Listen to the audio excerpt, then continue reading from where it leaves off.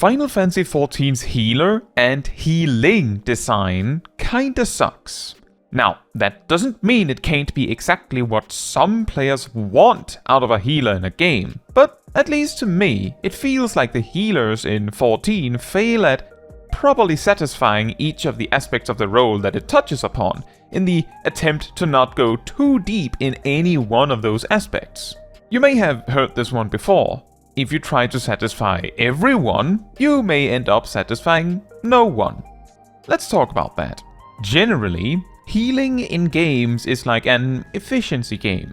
Make sure everyone stays alive as effectively as possible, while conserving as many resources as you're able to, such that you can keep doing this for as long as needed, or as long as you're able at least. There's also a time efficiency angle, as sometimes you only have very limited time to provide the necessary healing to prevent your party members from dying.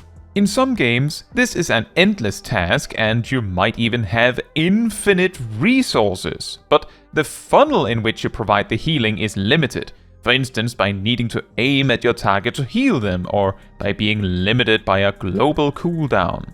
In Final Fantasy XIV, healing is somewhat limited by both the GCD and the animation lock of OGCDs, but as healers level up, they gradually fill in with more and more OGCDs. Not to mention that a large part of their healing is done with very few buttons, meaning that the GCD is almost never the limiting factor. Rather, your cooldown count is. As your GCD is rarely ever the limiting factor and only your GCD heals cost MP, unless you need to raise a lot of players in a single fight, your MP simply is not a factor either. And since most of the healing you do need to do can be handled by OGCDs, this means that healing in 14 tends to boil down to time efficiency, or more specifically, saving as many GCDs as possible so you can attack more. Now, again, this design is itself not necessarily a problem. In fact, I'm sure some players like it that way. That's surely why they play healer, right? On top of this, by designing healers, and parties even, with so much excess healing that the healer can be constantly attacking, this also means that healers walk around as healing potential bombs that are just never needed to be fully realized, as if you needed to use GCDs for healing, this would instantly, significantly increase how much healing a healer can do in a short time span, which makes the role easier by having a hypothetical panic button to fall back on. However, it is a very weird design to aim to let healers do what needs to be done in 90% of cases without the GCD, leading their job to primarily revolve around mainly attacking. Why is that weird?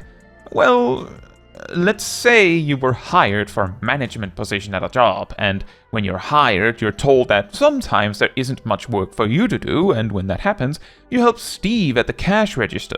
However, it turns out that you spent more time helping Steve than actually doing your work. Not because Steve needs that help, but because there is not that much for you to do that you can't do while helping Steve. I know that is a really weird analogy, but let's continue.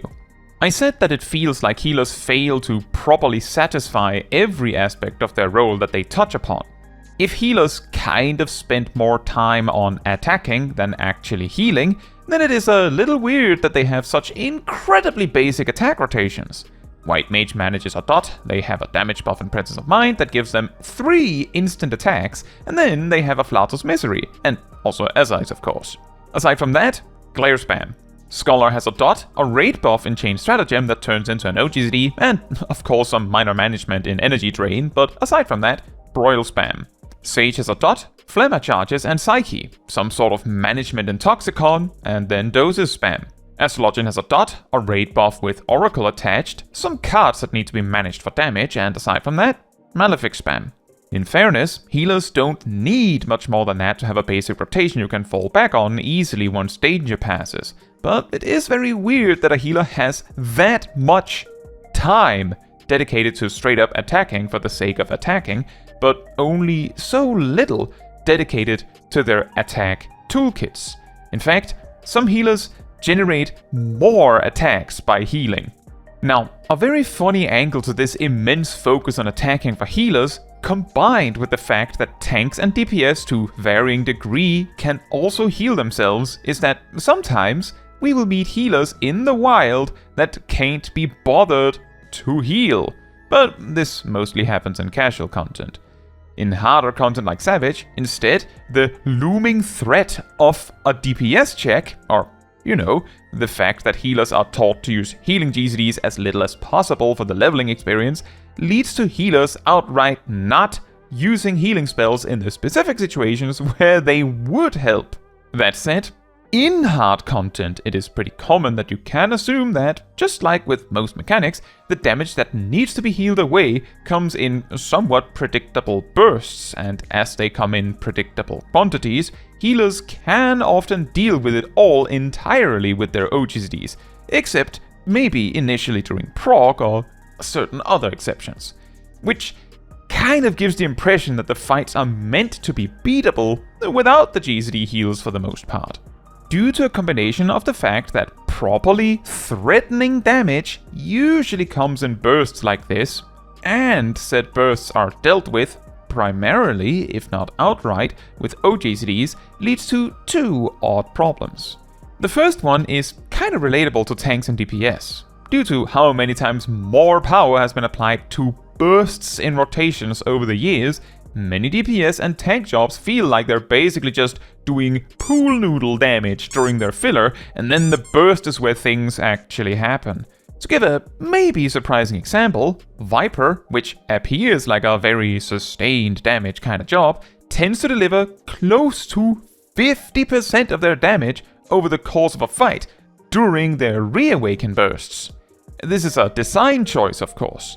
The way this kind of relates to healers is that due to how they are balanced and what tools they are given as they level up, a healer's capacity to handle a boss mechanic that does a lot of damage mostly boils down to whether they have a cooldown for it, which, even if healing GCDs are decently effective, gives this similar feeling that healers are almost entirely beholden to what cooldowns they have, and to some degree what resources they have, much less their GCD.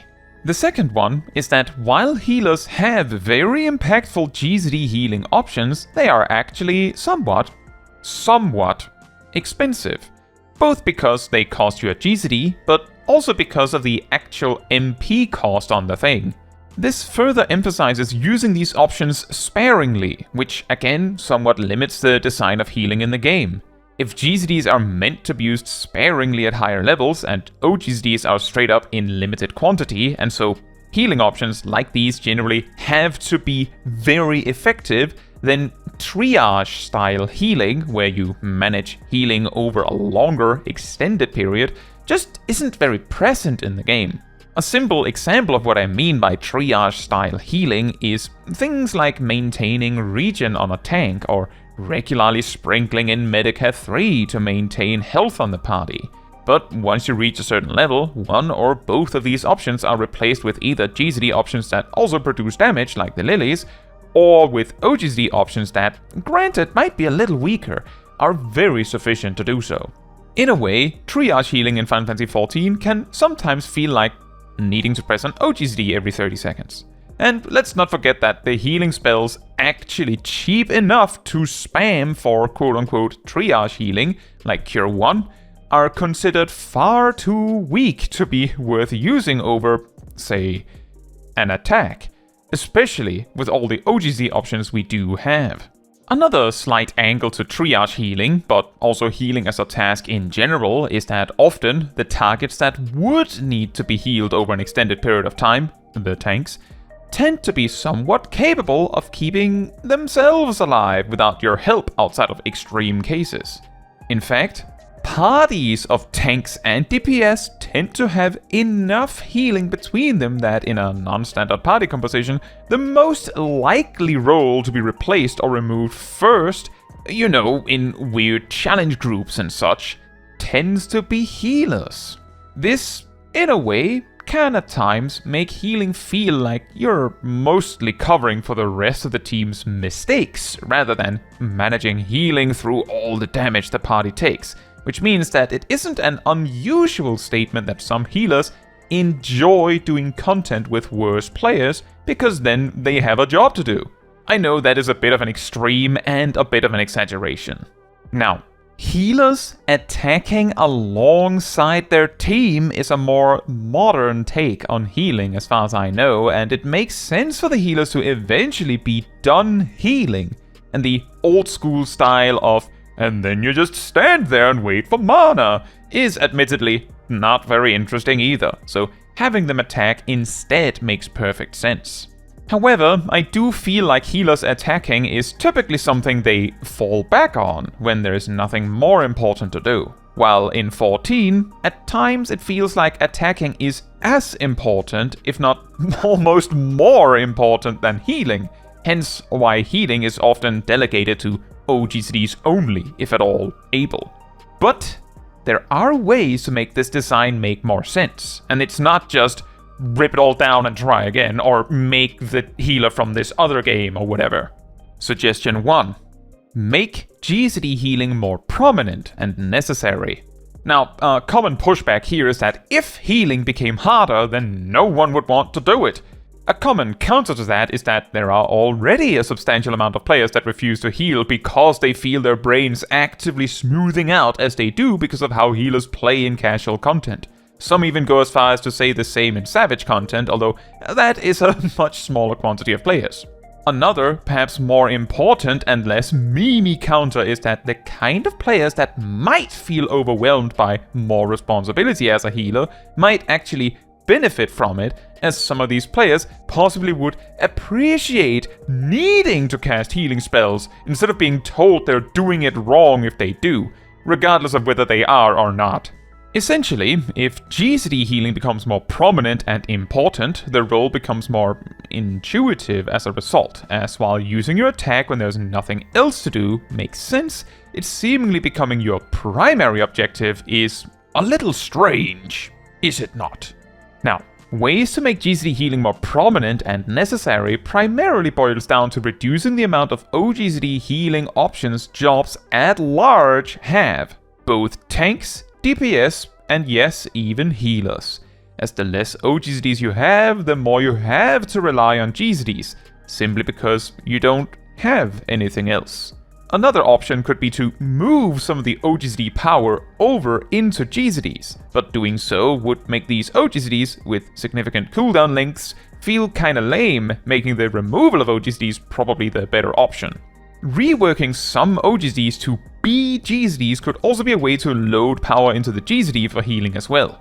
Another weakness of making GCD healing more necessary is that MP costs and recovery seems pretty wildly out of whack, and while sure you could cast Cure 2 or Medica 3 or Cure 3 a bunch of times, if it became a regular occurrence, you might quickly find that even the healer with the strongest emphasis on both GCD healing and MP management with things like Thin Air might have MP troubles if it became the norm, unless, I guess, Cure 1 and Regen becomes the bread and butter.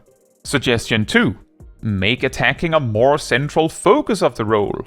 If the intended design of healers is that they attack most of the time and rely on OGCDs for healing primarily, and have GCDs as a fallback option, or perhaps for stretching their resources in general further, then why is it that healers have about as many attacks as they have healing GCDs? Now, I'm not suggesting that they need some sort of 1-2-3 combo, in fact, that would probably be kinda lame, but they could have an additional dot. Both White Mage and Scholar used to have more than one, on different durations as well. Options like SIs could have an even shorter cooldown, less potency of course. Ideas like Toxicon and Phlegma on Sage could also be used more prominently. Different ways to access alternative GCDs, whether they have a cooldown or a resource cost, could make for a healer attack rotation with more variety, without making it so involved that it feels like you can't heal because you're too busy popping off, unless that's the intention of course, in which case one could say this is simply a skill issue. Suggestion 3. Make attacking synergize with healing better. And no, I'm not saying give everyone Cardia. In fact, Cardia is a pretty bland way of doing this. Actually, Cardia is a bit of a disappointment in all this, as so many sages just park their Cardia on a tank and forget about it. When I've suggested moving Cardia around for efficiency, it isn't uncommon for the response to be something like, does that matter? If Cardia was a good solid example of attacking synergizing with healing, then this probably would not be how sages would interact with it. What I'm thinking of is closer to attacking actually giving you more healing options in some form or another. If the synergy is designed really well, then the attacks could be viewed as an actually solid option to use when healing isn't needed, regardless of the damage they provide. By which I mean, a healer would be motivated to cast her attack spell regardless of the damage it does. Although the damage would also be a motivating factor, of course. To try and give some inspiration for this idea, I would like to direct to the rather new game Fellowship. For the uninitiated, this is essentially a game focused entirely on 4-man dungeons of endlessly increasing difficulty. Think a bit like the somewhat recently released Quantum difficulty for the new Pilgrim's Traverse final boss. Except instead of picking your preferred difficulty, you climb up in difficulty gradually until you can't anymore. At present, the game has 2 healers, and both of them are rather distinct. Vigor deals in direct upfront healing and also provides barriers, while Sylvie deals in healing over time and more smart healing and planning ahead. If we focus on just their individual basic attack spells, which serve the same purpose as, say, Glare or Broil, we can see somewhat of a difference in their designs. Both of them cost basically nothing relative to all other options in their arsenals. In fact, Sylvie's attack refunds itself assuming the attack actually connects. Her Nettlebolt also reduces the cooldown of one of her primary healing cooldowns whenever it lands, which itself is a massive selling point for using Nettlebolt regularly. Vigor's Dawnflare simply generates parts of a better resource than MP, runes, whenever it is cast, so it sort of functions as a tool to convert MP and free time into runes. It is, however, not the most effective way to generate runes, but it is the most reliably available one. You can always afford Dawnflare and Nettlebolt. The game also features a stat called Spirit, which, for healers, provides a chance for MP spending actions to refund their cost and do something extra. For Vigor, when this effect activates, he's given a whole 100% of a rune instead of just 20%. And actually, in addition to the 20%, technically.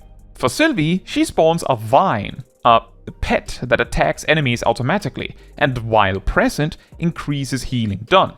It also turns into another pet you can use for attacking when it expires. In short, both characters have enough motivation to use their basic filler attack that even if they did 0 damage, they would still serve a purpose and would still be the fallback option when nothing else is required of the healer, which is a lot more interesting than just standing there, certainly. So, with this inspiration in mind, a way to make attacks a bit more interesting for healers in 14 would be to give them some kickback like this. I could list a few examples, but before I do realize that some of these might clash with the idea of the 2-minute burst or might be a bit busted in their own right. But it's just ideas. For instance, Glare reduces the cooldown of Asylum by 2 seconds. Glare pushes the Lily timer along by an additional second on cast. Broil reduces the cooldown of Aetherflow. Broil gradually fills a bar that, when completely filled, gives 1 additional Aetherflow stack to spend. Astrologian's Combustion dot ticks gradually fill a bar and every 30 seconds refreshes a random defensive card, like Ewa. Doses pushes the Adderskull timer along by 1 additional second. Maybe you have some ideas of your own. I would love to hear about them too. Ultimately, of course, there are a lot of players that enjoy the healers of 14 as they are right now. Hopefully, that's why they play them, which is also why I try to focus my ideas of improvement on emphasizing what the healers can do right now, rather than suggesting we need to uproot the whole thing and try again from scratch. Essentially, I would like the design of the healers to really pull what they want you to do to the forefront, If healers really should be focused on attacking, then make that more clear by dedicating a larger part of their toolkits to different kinds of attacks to make that more fun to play with. If healing is and always was the main focus, and we just got off the rails at some point due to adding too many OGCDs, then the clear solution is to get back on track by concentrating the tools a bit more again. And if the intention was more of a synergistic relationship between healing and attacking, which we can see in things like White Mage's Healing Lilies providing an attack, or Sage's Barriers providing an attack, but we don't really see much of the reverse. Healers' attacks generally don't really do anything defensively, with the express exceptions being wholly stunning enemies or SIs also healing in addition to doing damage, and the existence of Cardia. But what do you think? I would love to hear where you stand on the healer design discussion too. Be sure to let me know in the comments.